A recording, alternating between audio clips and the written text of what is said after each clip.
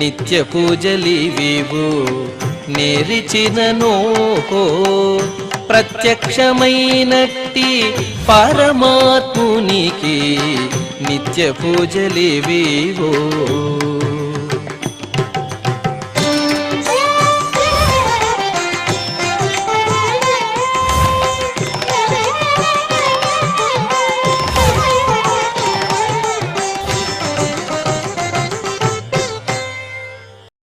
ఓం నమో వెంకటేశాయ. ఈరోజు బుధవారము, శ్రీ క్రోధినామ సంవత్సరము, ఉత్తరాయణము, వసంత ఋతువు, వైశాఖ మాసము, శుక్లపక్షము, సప్తమి తిథి, ఆశ్లేష నక్షత్రము, మే 15, 2024.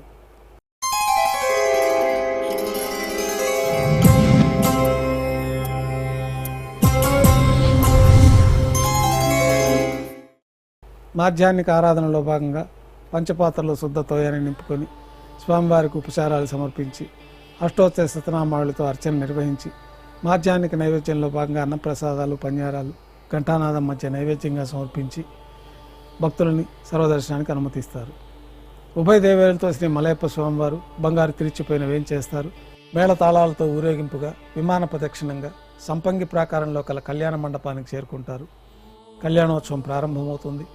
పుణ్యాహవాచనం, అంకురార్పణ, రక్షాబంధనం, అగ్నిప్రతిష్ఠ, స్వామివారికి అమ్మవారికి నూతన పట్టు వస్త్రాల అలంకరణ, మహాసంకల్ప పఠనం, మాంగళ్యాలకి ఆరాధన, మాంగళ్య పూజ పూర్తయిన తర్వాత స్వామివారి తరఫున అమ్మవార్లకి మాంగళ్యాల సమర్పణ. ఈ సందర్భంగా స్వామివారికి అమ్మవార్లకి కర్పూర నీరాజనం, విశేషమైన హోమాలతో పూర్ణాహుతి పూర్తయిన తర్వాత మాలా పరివర్తనాన్ని నిర్వహించి ఉభయ దేవేరులను స్వామివారి చెంతకు చేర్చి ఈ సందర్భంగా అక్షతారోపణం అనే వైదిక కార్యక్రమాన్ని నిర్వహించి కర్పూర నీరాజనం, నైవేద్యం, కర్పూర నీరాజనంతో కళ్యాణోత్సవం పూర్తి అవుతుంది. ఉభయ దేవేలతో శ్రీ మలయప్ప స్వామివారు బంగారు తిరిచిపోయిన వేంచేసి మేళతాళాలతో ఊరేగింపుగా ధ్వజస్తంభం వద్ద కల అద్దాల మండపానికి చేరుకుంటారు. వేదపారాయణ నడుమ ఊంజల సేవ నిర్వహించి కర్పూర నీరాజనంతో ఊంజల సేవ పూర్తి అవుతుంది.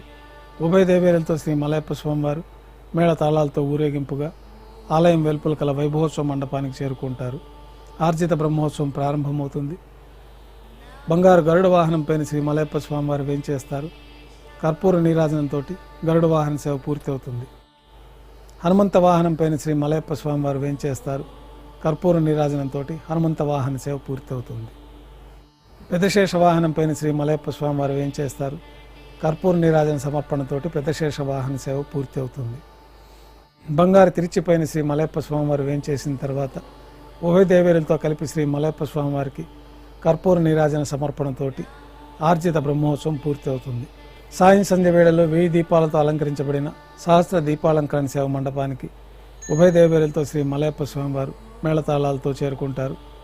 వేదం, గానం, నాదం నడుమ సహస్ర దీపాలంకరణ సేవ నిర్వహించి నక్షత్ర నీరాజనం, కర్పూర నీరాజనంతో సహస్ర దీపాలంకరణ సేవ పూర్తి అవుతుంది.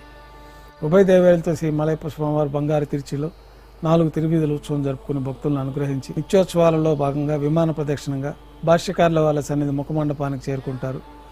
అక్కడ నైవేద్యం ఆస్థానం పూర్తయిన తర్వాత బంగారు వాకిల్లో వేంచేస్తారు. సీరా నైవేద్యం పూర్తయిన తర్వాత గర్భాలయంలో వేంచేస్తారు. వెంటనే రాత్రి తోమాల సేవ ప్రారంభమవుతుంది.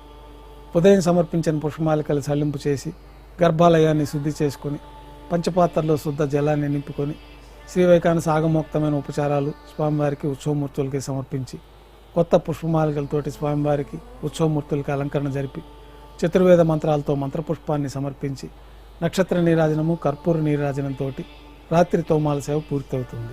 అష్టోత్తర శతనామావళితో అర్చన నిర్వహించి రాత్రి నైవేద్యంలో భాగంగా అన్నప్రసాదాలు, పన్యారాలు ఘంటానాదం మధ్య నైవేద్యంగా సమర్పించి తిరువీస నైవేద్యం పూర్తయిన తర్వాత భక్తులని సర్వదర్శనానికి అనుమతిస్తారు. కొద్ది విరామం తర్వాత ఏకాంత సేవ ఏర్పాట్లలో భాగంగా రాత్రి సమర్పించిన పుష్పమాలికలన్నీ సల్లింపు చేసుకొని గర్భాలయాన్ని శుద్ధి చేసుకొని పంచపాత్రలో బ్రహ్మ తిరువారాధన కోసే తీర్థాన్ని నింపి ఏకాంత సేవలో భాగంగా కౌతుకబేరమైన శ్రీ భోగ శ్రీనివాసమూర్తిని పట్టు పాన్పు పైన వేంచేపు చేసుకొని ఈ సందర్భంగా స్వామివారికి తారోష్ణమైన గోక్షీరము, జీడిపప్పు, ద్రాక్ష, కలకండ కలిపిన మిశ్రమాన్ని నైవేద్యంగా సమర్పించి పండ్లు నైవేద్యంగా సమర్పించి కర్పూర నీరాజనంతో ఏకాంత సేవ పూర్తి అవుతుంది. ఓం నమో వెంకటేశాయ.